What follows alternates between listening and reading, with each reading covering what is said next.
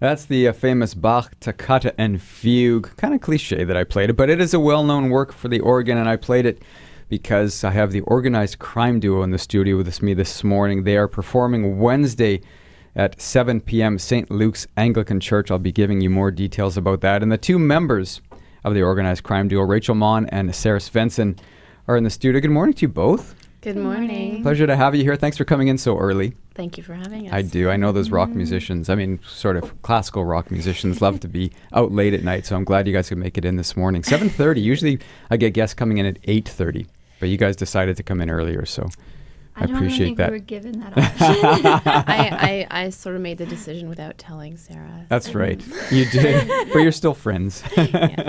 So, let's start with Rachel because the mic's closer to her.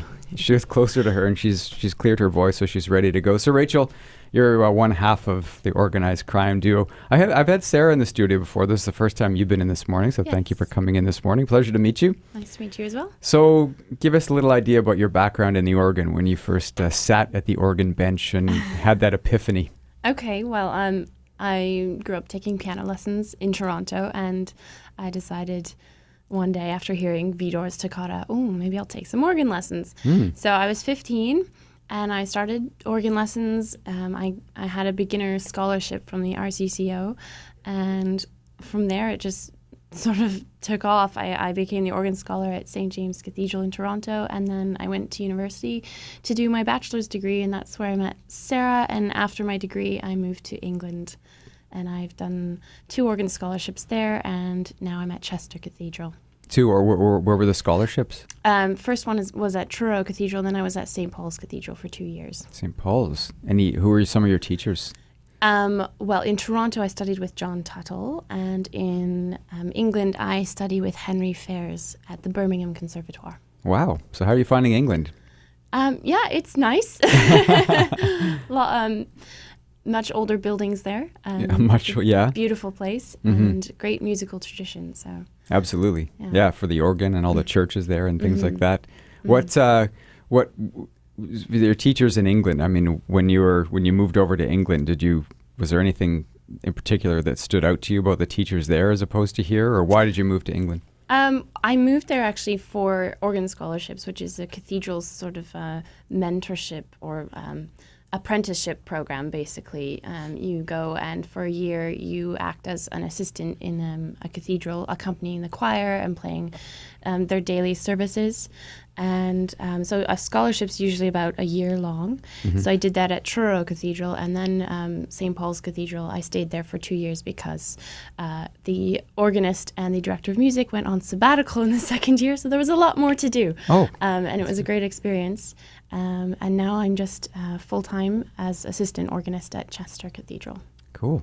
Yeah. So if you were to say, in a few short words, what is it about the organ that drew you in? I mean, you played piano for obviously a number of years, and it's not that easy. It must be something really compelling to switch over.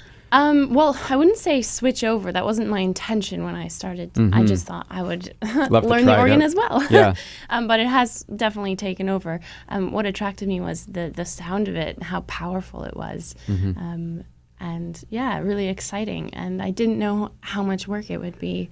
But you have to learn to play with your feet. Yeah. So, but once you get over that, it's fine. It becomes second nature. Well, not just with your feet, but of course you've got all those different... You've got all the buttons and stops, yeah. Yeah. So there's quite a bit to do. So let's swing... Thanks, Rachel. Let's swing it over to Sarah. Sarah, you've been in the studio before, but for those that maybe didn't catch the interview last time, tell us a bit about yourself.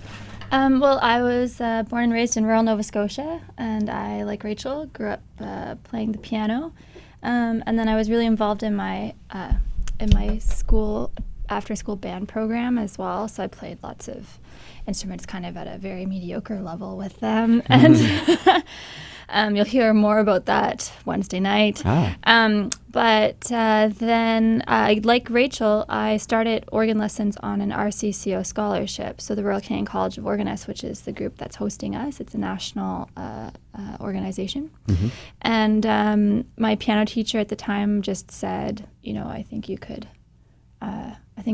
could really do well with this, and it's a great opportunity to have an after-school job. Basically, you could work in a church. And I actually had my first job offer before I had my first lesson. Wow. I was 15, like Rachel. And then I was actually a Rotary exchange student. So when I started the organ, I was studying a bit of repertoire, but a lot of it was just my teacher was helping me to learn the ropes of playing in a church. And playing hymns is actually one of the hardest things to learn. I think it's harder than learning repertoire. When I'm teaching now, that takes much longer than learning a basic prelude. Why is that? Because you actually play, if you're doing it properly, you play the tenor line with your left hand and the bass line with your pedal, so with your feet. But they're both reading in bass clef. So for about a year or so, it's very easy unless you're practicing really hymns every day. It's very easy for the left-handed feet to just switch, and you won't even notice what happened. So my students right now will be playing, and 4 measures in, they'll be like, "What?" And they've flipped. Wow. So that takes a different. Whereas in organ score, you have a separate a line for the pedal part. So you're reading 3 lines. Mm-hmm. Anyway, so yes, I was a Rotary International exchange student between grade 11 and grade 12. And when I was there, I found the biggest organ I could find that was close to my school. And I started studying kind of more serious repertoire there. I guess, more. I was still doing it, but I was able to only study serious repertoire because I didn't have a church job. And that was when I was 17. And then I decided that I wanted to be an organist. And then I went to U of T and met Rachel. Happily ever after. That's Happily right. ever after. Long distance relationship. Yes, exactly. At the moment. And then I finished a master's at Yale School of Music with the church music diploma at the Institute a couple of years ago, and I'm just working on my doctorate at University of Toronto right now. Wow. Mm-hmm. Man, that's a lot of stuff in a short time. Yes, I mean, I've now been in school, Forever? Yeah. Forever. 2 years left. I'll I'll be done with school when I'm 30. Hey, ooh, that's young. That's young. Thank you. Absolutely. Actually, I know lots of people who go way into their 30s for their post whatever. So let's talk about this organized crime duo. I mean, you said you met in Toronto, or met at university in Toronto. How did the idea come about to put together this organized crime duo? Well, we would often go shopping after class. Okay. We were roommates actually for this happened before that actually. Yes, that's true. Yeah. Well, anyway, we bought this pair of glittery stilettos, which if you come on Wednesday you might see. And we thought Yeah, not today. So we bought a matching pair, and then we had to play for this this Halloween organ concert in Toronto that was a fundraiser for students. We just played cliche spooky music, and it would have a good audience. And they probably have it here. It's Phantoms of the Organ it's called. Phantoms of the Organ. No, we don't have that one. Okay. We'll have to get it. Yeah. Okay.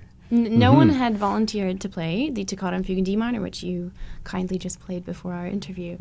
And so our professors at the time, basically because we were the most advanced students, I think, in the program at that point or something. They basically said to us, because we were in like 3rd and 4th year, Sarah and Rachel, one of you is going to play the Toccata and Fugue in D minor. Oh, really? I don't learn this. I don't have time. It was like 2 weeks before. So then we were like, okay, well, we'll both play it. And together. Together. We'll only learn like, half. I'll learn the left hand, you learn the right hand, which actually is much more difficult than it was just partially playing it what on your own. inspired our name, though, because we thought we were getting away with something. Yeah.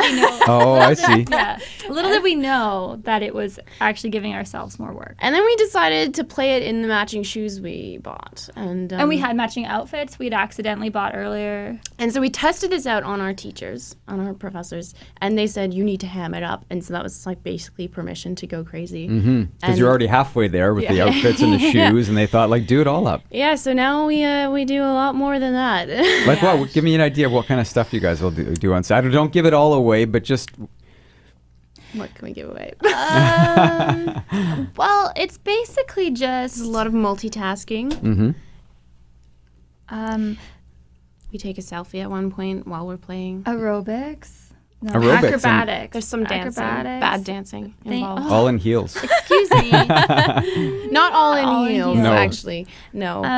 We're debuting a new Canadian work that was written for us for the 150th. And, Oh, okay. And that composer has a great sense of humor, John Crusp, and he made a lot of really Useful suggestions. interesting requests that we must follow through.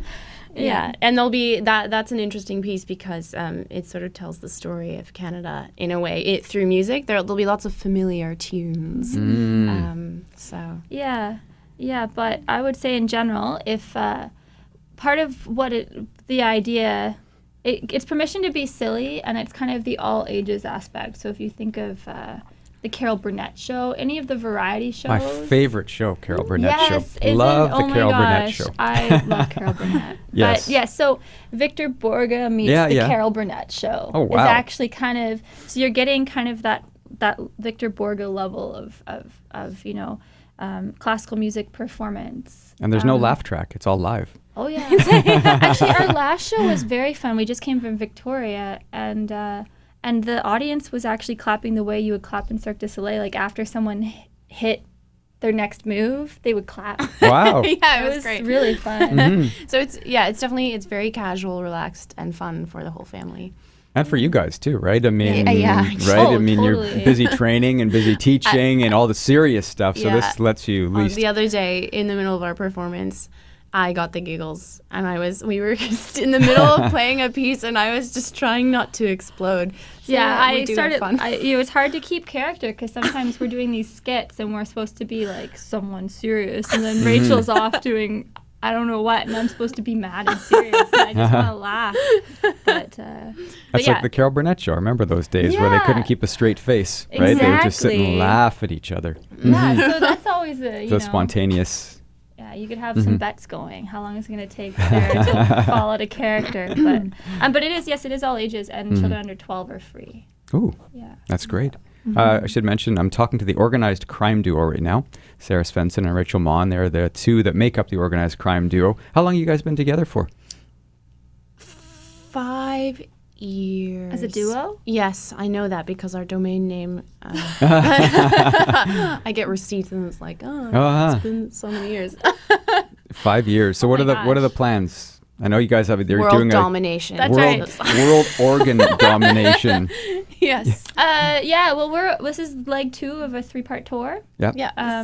For Canada 150th. So we were in Victoria. We just came from Victoria. Mm-hmm. And we were hosted by Christchurch there.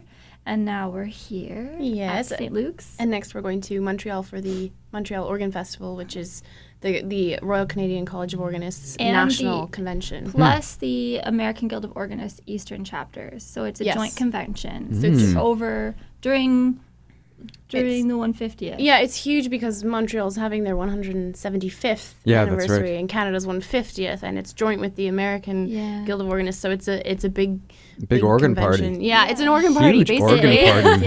Yeah. And so we're actually opening that, which is Yeah. kind of fun. Oh, wow. It's really exciting. That's Yeah. amazing. Yeah, so it's pretty. And you guys pretty never have to exciting. worry about like airlines kicking your instruments off because you just don't travel with We them, have some right? You issues. don't have However, that issues. gowns. Our ball gowns. Your ball gowns. Oh They my take up a gosh. lot of space, and we have an entire suitcase of props. And I'm always the one in So- charge of the garment bag, and I'm always the one who gets these like really mean looks from the people on the plane because it's huge. We have like 12 ball gowns. We're just like, Yeah, and those aren't the kind of things you can roll. You know, they talk about rolling things into your suitcase. No, I had to really. watch a YouTube video on how to pack a poofy ball gown into a carry-on. So, YouTube, huh? It's amazing. yeah. Well, so thank you for coming in this morning. It's been a pleasure. you very And it much. sounds like a lot of fun. Thank you. Sounds like a lot of fun. I'm glad you got some sunshine today. Yeah. maybe some of it will come through the church windows while we're practicing today. That'd be nice. Nice colored church windows. Organized Crime Duo is performing Wednesday, June 28th, 7 p.m., St. Luke's Anglican Church. Tickets are $20 for adults, $10 for students, free under the age of 12. You can get them at McNally Robinson Booksellers or at the door. You can get more information at organizedcrimeduo.com. And then this is the sandwiched where they're in the middle of the tour. So they've got one more show in Montreal. If you're heading out to Montreal, go check out the Organ Festival as well. Yeah. And I know, Rachel, giving a little scoop, you're going to be in town again. I coming am. soon. I'm coming back for the Westminster Organ Series in April All right. 2018. Okay, we'll have you back in the studio again. That would be wonderful. It's a pleasure. Thank you. Thank you, Sarah, as well. Organized Crime Duo.